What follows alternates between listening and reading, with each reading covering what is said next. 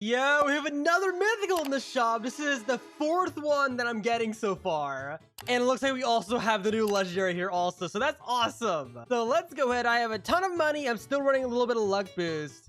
And let's go ahead and start summoning and hopefully get it pretty early.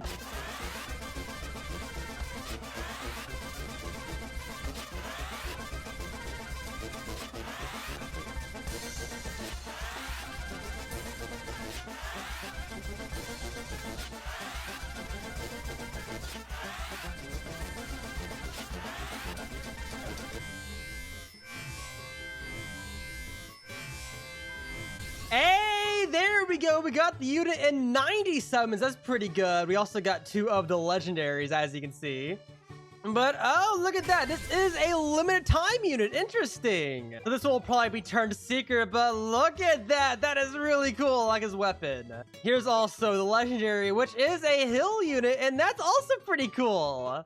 But, I mean, let's go ahead and let's see what it takes to evolve it. So we need 2 clocks, his glasses, and a bunch of food.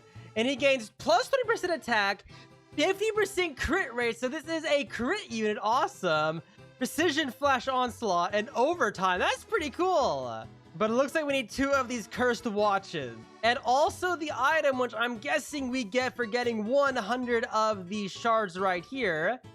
The cursed shards, which you can use to talk to Kent to get his item. So I'm gonna need to do a lot of grinding and get all these cursed shards done. So I'm guessing I will see y'all want to have that done.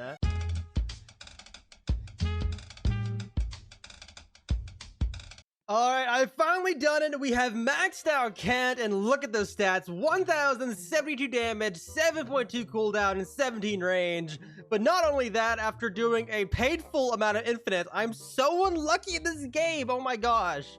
But after doing a painful amount of infinites, I managed to finally get a 100 curse shards.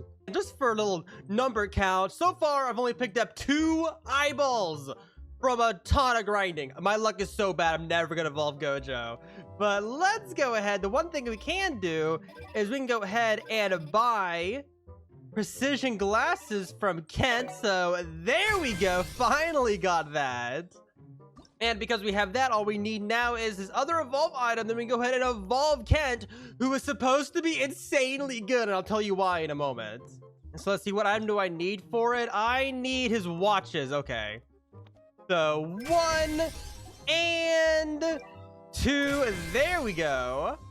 This unit's stats will go up by 1% every single round. So after 25 rounds, it's 25% better than what it started as. So that's pretty good. So here we go. Go ahead and evolve that. And that's pretty cool. It has the little curse shard effect on it. That's pretty cool. But 1,395 damage, 6.6 cooldown, 17.1 range, and 50% crit rate. This is gonna be an insane unit. Also, why not? Let's go ahead and roll 1 trade on him. Nimble 3. That's not the best, but it's still good. At least it's not range 3. It's like a weaker Godspeed. So let's go ahead. Let's grab our boost units. And I want to see how strong this you can get. And he can't hit air. So I'm going to go ahead and also bring Jelly because it's a pretty good hill unit for me. And we're doing Uncursed Academy just because why not? I need more eyes that I'm not going to get. So you might as well do it on this map. Now, not that bad of range. A pretty good range on Kent here. I'll go ahead and place these down right away so that way I can get this 1% stats going up. So the stats right now is 1,395. And now the next wave has gone through. As you can see, the stats are now higher, 1,409. So the stats go up every single round. So let's definitely get all these placed down. So 2, 3, 4 of them. So that's not too bad. There's slightly different stats now because I placed them at different times and upgrade this one on accident. But that shouldn't be too bad. Let's go ahead. Let me get some money up real quick because these are quite expensive to upgrade. And then we'll go ahead and start looking at all the stats. Also, look at that. The attack is pretty cool too. And look, it literally says 1% because of overtime. That is awesome. Pretty cool attack too. I like the effect, the coloring on the attack and everything. That is a very nice looking attack. I like that a lot. Okay, that should be enough damage now on my little support units back here for the air stuff and everything. So let's go. Let's start upgrading it. And so far, after 12 waves, the damage has gone up to 1,500 on this unit. without any upgrades. So I'm guessing let's go ahead and start upgrading it. And by the way, keep in mind, every single one of these upgrades, 50% crit chance, so the damage can be way higher. I think crit is like 1.5 times damage. So this unit right now, the one on the screen, whenever it hits, is technically dealing 2.3k damage. So that is quite a bit. So let's go ahead and start upgrading it. The first upgrade takes our damage up to 3,200, and we also gain 1.1 more range. So there we go. Then the second upgrade takes our damage up to 5,035, 0.4 less cooldown, and 1 more range. And as you can see, it went up again. So the damage will be kind of hard to actually showcase every single level, but this is after 14 waves only. It's doing that's a big boost. So let's go keep going. Precision Slash, our first special ability. Our damage goes up to 7,800, same cooldown, and like 1 more range again. So let's go ahead and see what this new one is. So Precision Slash, and oh, that's pretty cool. So he lunges forward to hit the enemy. That's pretty cool. Okay, let's keep going. So look at this, 11,000 damage now on the next upgrade. It goes up by almost 4,000. Same cooldown and 1.5 more range. So there we go. Next upgrade is another 5,000 damage up to 16.5k. Same cooldown and like almost 2 more range. So not too bad. And here we go. Collapse. Here's a new special ability. His damage goes up to almost 20,000. I bet after this wave it'll be 20,000. 0.4 less cooldown, down to 5 seconds, and 1 more range. So let's look at the new ability. The last one lunges him forward, and this one, oh, that's cool. He spins there. That's awesome.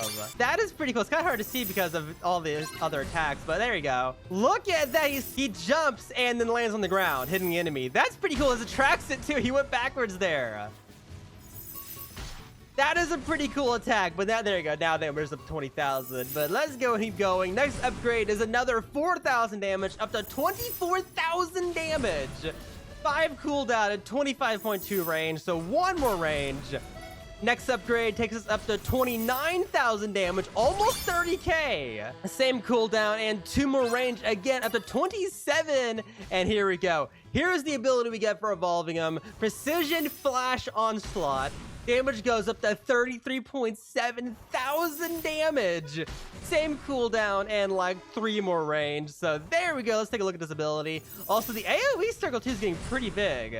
But there we go. Ooh, it turns into a cone AoE. Interesting. Oh, here we go. We also got a special boss too. Let's look at the attack. Every 5 seconds. Oh, look at that. So what he does is he basically teleports. So he's going to teleport here, and then over here. That's pretty cool.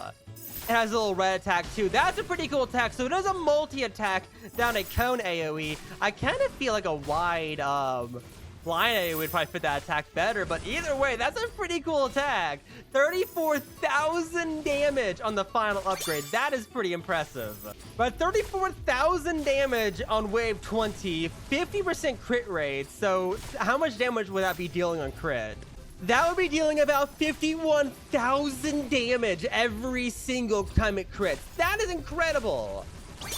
And the damage also went up again because of new wave. I love that as a thing. But let's go ahead. 10% damage boost takes our damage up to 37,000. That's pretty good.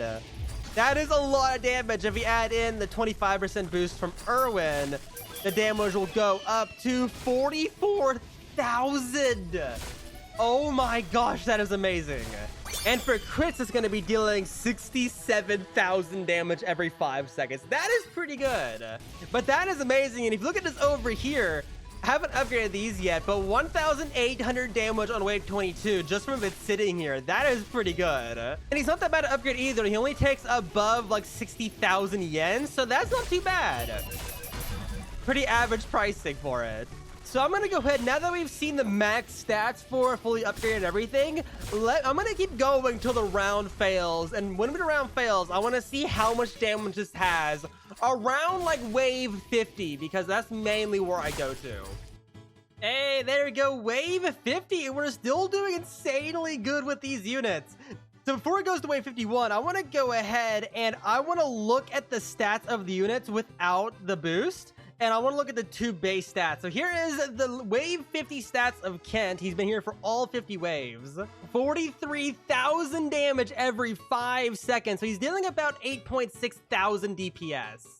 And then, of course, we have Jelly here, which has 8.3 thousand DPS. So technically, Kent is dealing more DPS despite the number being lower just from that 1.9 second. And I don't know if I'm doing a comparison between these two specifically, but I was just, why not? These are 2 of the newest secrets in the game, so you might as well compare these 2.